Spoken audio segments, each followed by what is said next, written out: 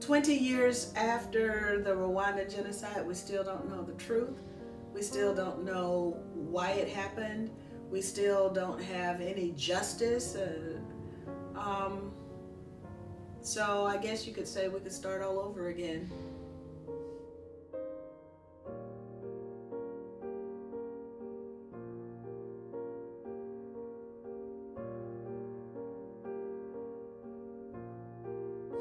Tout ça pour un peu de coltan, un peu d'étain, un peu d'or, un peu de diamant, un peu de je ne sais quelle matière première.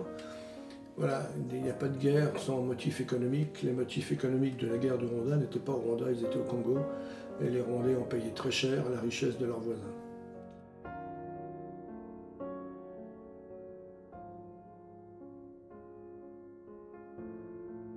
« 20 ans plus tard, quand j'écoute depuis quelques jours surtout, l'avalanche de ce que je considère comme des informations fausses.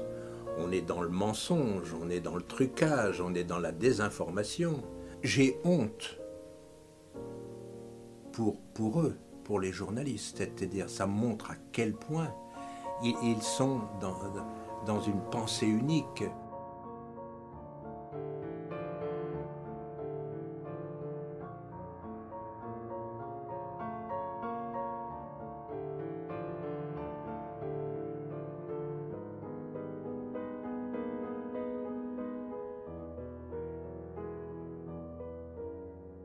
Au printemps 1994, le monde est stupéfié par les images du déchaînement de fureur et de violence qui s'est emparé du Rwanda, un petit pays au cœur de la région des Grands Lacs africains et dont la superficie avoisine à peine un tiers de celle de la Suisse.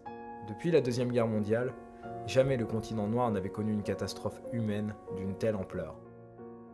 La responsabilité de la France dans ces événements est souvent discutée. Ce qui est moins discuté en revanche, c'est l'implication d'autres puissances et d'acteurs insoupçonnés qui ont su jouer leurs cartes dans l'écriture de l'histoire du continent noir.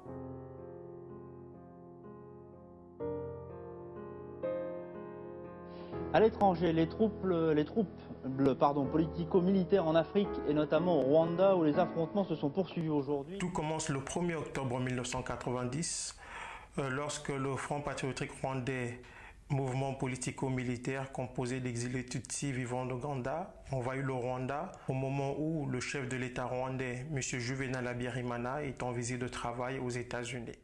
Juvenal Habyarimana est alors le président en exercice du Rwanda. Son rival est Paul Kagame, le chef de la rébellion Tutsi. Il a été formé à l'école de guerre américaine de Fort Leavenworth, au Kansas. Le président ougandais, Yoweri Museveni, est son parrain. Il entretient alors des relations privilégiées avec Israël, la Grande-Bretagne et les États-Unis. Kagame n'aurait jamais pris le pouvoir si un Museveni n'avait pas été derrière et un Museveni complètement aidé par les Américains et les Britanniques. Because remember, at the time there were these Renaissance leaders, and the Renaissance leaders were Museveni. Paul Kagame was deemed by the U.S. State Department, the leaders of the United States foreign policy apparatus, as Renaissance leaders. Le président rwandais Juvenal Habyarimana est quant à lui soutenu par la France. Les deux pays ont signé de multiples accords de coopération depuis 1963, une relation qui a le don d'agacer Paul Kagame. Dans notre cas particulier, la France est responsable d'avoir trop soutenu le gouvernement que nous combattons et qui a créé les problèmes auxquels nous devons faire face aujourd'hui. Les rebelles Tutsis avaient parfaitement compris comment fonctionnait la politique internationale, puisque plutôt que d'essayer de convaincre les États, notamment occidentaux, ils ont préféré, avant même le premier coup de feu, de faire du lobbying auprès des associations de droits de l'homme, auprès d'un certain nombre d'ONG, pour les convaincre qu'ils étaient, avant même le premier coup de feu, je souligne, qu'ils ils étaient victimes d'un génocide. Le mot génocide est employé dès le début. En janvier 1993, une coalition d'ONG présente un rapport qui accuse le président Habyarimana et la France de mener une politique de génocide à l'encontre de la minorité Tutsi.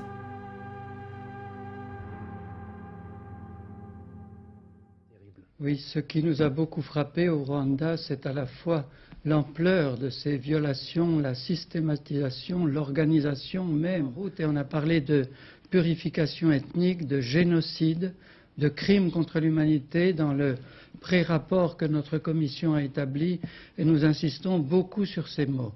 Dans cette histoire, de construction d'histoire truquée, il y a d'abord, donc avant le premier coup de feu, il y a déjà un travail très intéressant d'installer les Tutsis comme les bons et les autres comme méchants. Et effectivement, le méchant suprême, c'est le président Habyarimana. Jusqu'à un niveau élevé dans le pouvoir, il y a une responsabilité très grande. Ce que je voudrais ajouter aussi, c'est que notre pays, qui supporte militairement et financièrement ce système, a une responsabilité. Et j'insiste beaucoup. Nous sommes responsables. Vous aussi, Monsieur Mazur, vous pouvez faire quelque chose. Vous devez faire quelque chose. Dans toute cette histoire-là, rôle très très important d'une association française qui s'appelle Survie, présidée par Jean Carbonard. Et il faut reconnaître à Jean Carbonard que c'est un véritable pro de la propagande. Parce qu'il installe sur la deuxième chaîne publique en France que la France, dès 1993, a tout à se reprocher et qu'elle s'est mal conduite. Lorsque Jean Carbonard de l'association Survie présente le rapport de la commission d'enquête, il omet de mentionner qu'il entretient alors d'étroites relations avec le Front patriotique rwandais de Paul Kagame, comme en témoigne cette lettre publiée par le journaliste Charles Onana dans son livre « La France dans la terreur rwandaise ». La lettre est rédigée par Pasteur Bizimungu, le président du Rwanda, après la victoire du FPR. Elle invite Jean Carbonard à poursuivre sa coopération avec le nouveau gouvernement rwandais. Les relations amicales qui unissent le porte-parole de la commission d'enquête Jean Carbonard et le FPR jettent le doute sur le travail des ONG, qui semblent consister davantage à jeter de l'huile sur le feu. Pour désamorcer la crise, des pourparlers sont initiés. Ils aboutissent à la signature des accords d'Arusha le 4 août 1993. Ces accords prévoient le partage du pouvoir entre les belligérants dans un gouvernement d'union nationale et de transition, ainsi que l'organisation d'élections dans les mois qui suivent. Moi, la seule chose que j'ai vue de très près, c'est Arusha, lorsque j'y suis allé en juin 1993, c'est l'omniprésence de la déléguée américaine, Mme Joyce Leader, qui était numéro 2 de l'ambassade US à Kigali, qui était extrêmement présente auprès de la délégation du FPR. Je dirais même, pour simplifier les choses, qu'elle coachait le FPR.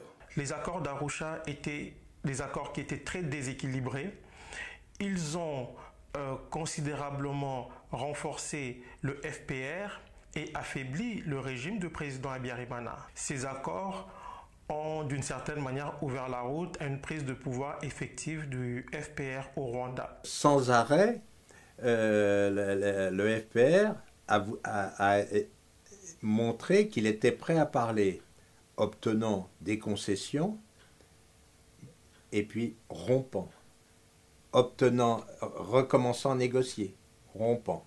Et donc toute l'histoire des accords d'Arusha, où ils avaient déjà obtenu, avant même la conquête du pouvoir, alors que les Tutsis étaient moins de 15% de la population, ils avaient déjà réussi à obtenir la moitié du pouvoir. Mais en réalité, le FPR ne voulait pas la moitié du pouvoir, le FPR voulait la totalité du pouvoir. Donc la façon que Kagame a trouvé, elle était évidemment très très efficace, c'est-à-dire, c'est tout simplement de tuer son prédécesseur. En Afrique, 2 chefs d'État sont morts en même temps. Les présidents du Rwanda et du Burundi se trouvaient dans le même avion quand il s'est écrasé. L'appareil aurait été abattu par qui, on ne sait pas encore. Les 3 membres d'équipage français sont morts eux aussi. Et cet attentat a provoqué de nouveaux troubles meurtriers à Kigali, la capitale du Rwanda.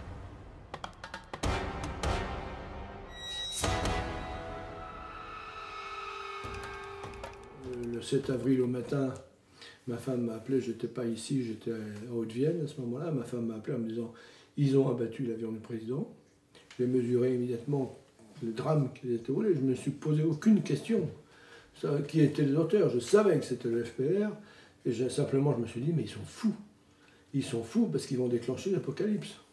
Les associations vont gommer aussi l'attentat, hein, qui, pourtant, tout le monde reconnaît une chose, c'est que c'est le facteur déclenchant du génocide. Mais gommer. Mais pour moi, il est évident que Kagame est à l'origine de cet attentat pour les raisons stratégiques ou tactiques que j'ai indiquées précédemment. D'ailleurs, il l'a reconnu devant la BBC, puisqu'il y a un journaliste qui l'a interrogé, qui l'a poussé un petit peu vers le retranchement, et Kagame a dit très clairement que c'était un acte légitime, puisque c'était un acte de guerre pour abattre le chef de l'ennemi, et qu'il n'avait pas à en rougir. Donc, en gros, donc ça me conforte dans mon opinion. You didn't have a right to shoot down his plane and to assassinate him. Well, I had a right to fight for my rights. But do you believe you had a right to assassinate him? No, but of course, Habyarimana, having been on the other side that I was fighting, it was possible that he could easily die. Imagine if I had died myself in the same process. Would the same judge be asking about my death, about who killed me? But so I'm saying this is a situation where there was a war that was being fought. Alors, Paul Kagame est-il le commanditaire de l'attentat? Quelle réponse la communauté internationale a-t-elle pu apporter à cette question? En 1996, les Nations Unies décident de diligenter une enquête sur l'attentat du 6 avril 1994. Une équipe d'enquêteurs dirigée par l'avocat australien Michael Regan est mise en place. Et donc c'est cette équipe qui va enquêter directement à Kigali pour savoir en réalité qui sont les responsables de cet acte terroriste. Décédé en décembre 2013, l'avocat australien Michael O'Regan n'a jamais renoncé à l'idée de faire éclater la vérité sur l'attentat. En août 2013, il nous a livré les conclusions de son enquête de 1996 au Rwanda. This group of men was called the Network, and they were working for the then President Paul Kagame, and they said that they'd been given the job to shoot down President Habyarimana's aircraft. And they said that on April 6, 1994, they were in Kigali in a number of sites around the capital, and as Habyarimana's aircraft came into land, they said they fired surface-to-air missiles and shot the aircraft down. Après avoir recueilli des preuves de la responsabilité du FPR dans l'attentat, Michael O'Regan contacte Madame Louise Arbour, qui est alors la procureure du tribunal pénal international pour le Rwanda, à partir de l'ambassade américaine à Kigali. Ce que Michael O'Regan n'avait pas réalisé à ce moment, c'est que sa conversation via la ligne sécurisée dans l'ambassade américaine était probablement surveillée par les services américains. Madame Arbour was at the other end of the line in The Hague, the American Embassy. I had a communication with her, informed her of the information that we had learnt in Kigali about the role of President Kagame and his special team. At that time, she was very positive. The only thing that she did say was that it was consistent with some other information which she said she had just learnt of in The Hague, pointing to the same people that I'd been told were responsible for the attack. A few days later, I was in a meeting with Judge Arbour, and at that meeting, she was very aggressive, challenged me on the source of the information, and effectively ordered me to shut the investigation down. No one has ever successfully spoken to Madame Arbour about this. She has never spoken publicly about her reasoning. Kofi Annan has never spoken about it. He was the UN Secretary General at the time. Michael O'Regan avait rassemblé de nombreuses preuves de la responsabilité de Paul Kagame dans l'attentat. Pour quelle raison Louise Arbour lui a-t-elle subitement ordonné de fermer son enquête? Yeah, when you've got something to hide, you're not going to be transparent. So, you know, the sad fact is that Louise Arbour got a promotion and Madeleine Albright got a promotion. Kofi Annan got a promotion. They all participated in the cover-up of the genocide, and they all got promotions. Carla Del Ponte, c'est son nom, est une magistrate de choc qui a déjà fait ses preuves dans la lutte contre la mafia russe et le crime international organisé.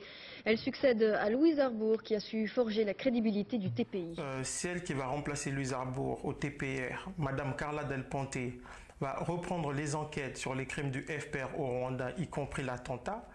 Une cabale sera montée par Kigali, soutenue par ses parrains britanniques et américains, pour la défaire du tribunal pénal international pour le Rwanda.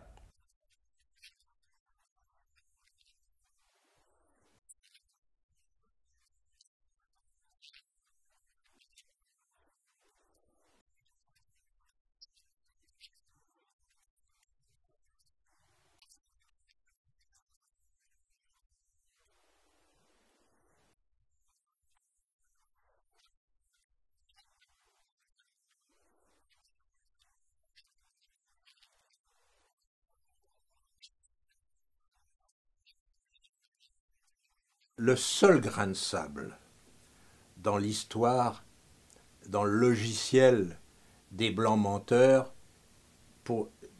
derrière Kagame, seul possible grain de sable, c'est l'attentat. C'est qui est le commanditaire de l'attentat.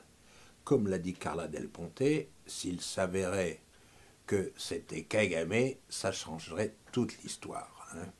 Et de façon mécanique, ça détruirait le logiciel actuel.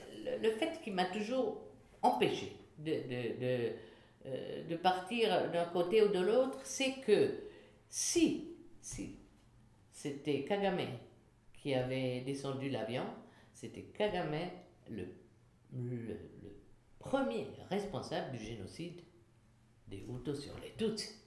Parce que s'il a fait ça, il l'a fait à propos, n'est-ce pas? Et moi, je trouvais ça vraiment une chose, vous savez, diabolique. Mais naturellement, le diable existe. Donc, on ne sait jamais. Le problème dans l'histoire officielle de la tragédie rwandaise est qu'on a très vite écrit l'histoire avant de réfléchir.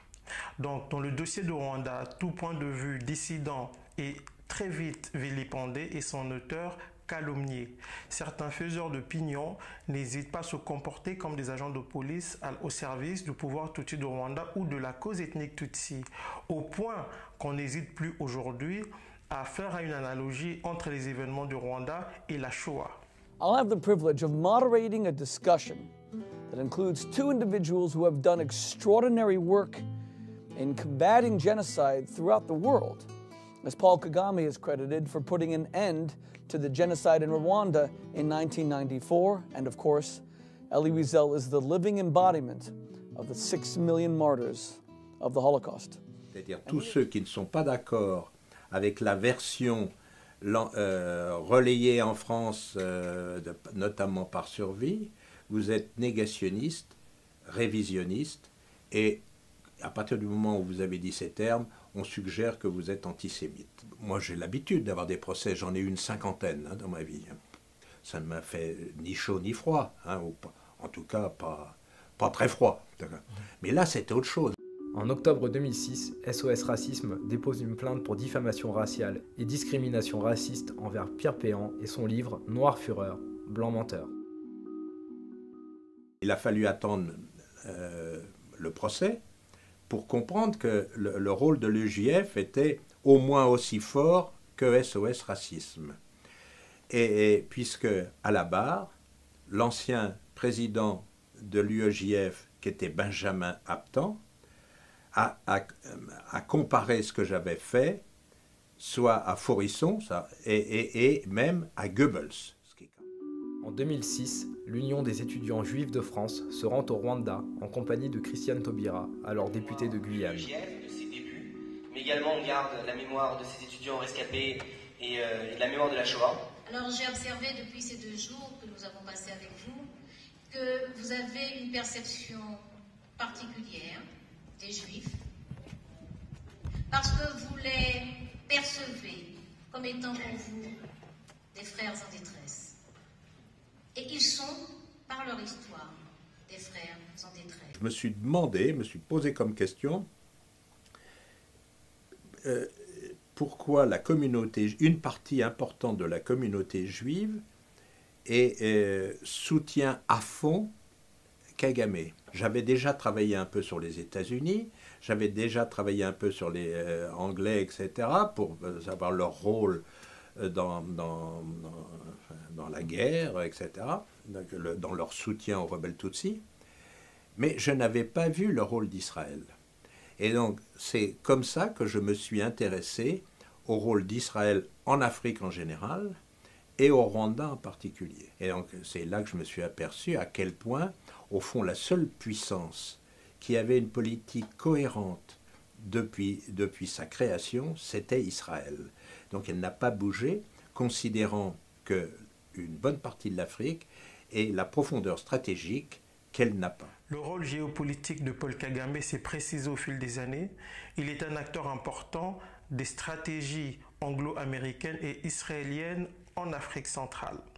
C'est pour cette raison que les crimes de FPR dans la région sont occultés au nom du génocide des Tutsis. Right. I think the French were there because of its relationship, because of the French relationship with the Rwandan government, who did not have a relationship with the Rwandan government were the Western powers other than France, the United States, who were interested in regime change, because the United States policy was regime change. Il faut revoir toute cette période-là avec Washington à un degré qu'on ne connaît pas complètement aujourd'hui, mais qu'on connaîtra un jour, qui est, à mon avis, d'un degré important, où c'est un changement de la géopolitique, un changement fondamental. Je dirais, pour commencer, il faut tenir compte du fait que c'était au lendemain de la chute du mur de Berlin, que l'ordre du monde avait changé, que le gendarme de l'Afrique, qui était la France, qui préservait l'Afrique pour le monde occidental,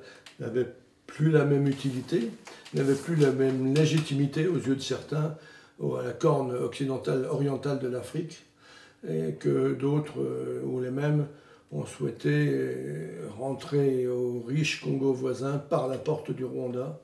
Et pour ce faire, il fallait faire sauter les Français et le président Habyarimana, qui était allié des Français, pour pouvoir s'attribuer les richesses du Kivu et du Congo. C'est une guerre qui a commencé en 1990, qui continue aujourd'hui. C'est une affaire d'actualité.